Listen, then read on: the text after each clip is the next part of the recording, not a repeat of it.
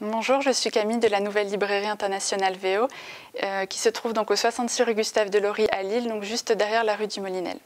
Aujourd'hui, je voulais vous présenter 3 coups de cœur.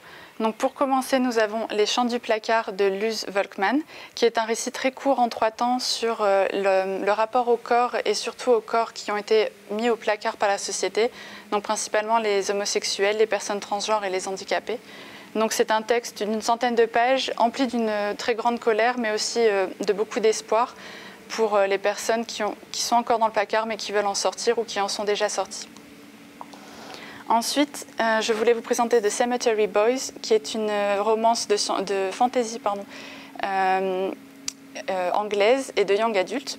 Et en fait, on retrouve un personnage principal qui est un jeune garçon transgenre qui décide de prouver à sa famille qu'il est légitime pour lui de devenir un bourreau, comme ses ancêtres, qui est en fait qui peut être traduit en français par sorcier.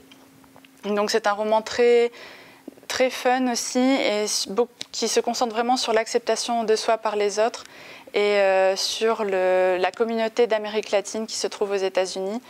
Et c'est vraiment une très très bonne lecture qui est parfaite pour Halloween, puisque ça se passe quelques jours avant le jour des morts, donc fête de la communauté mexicaine.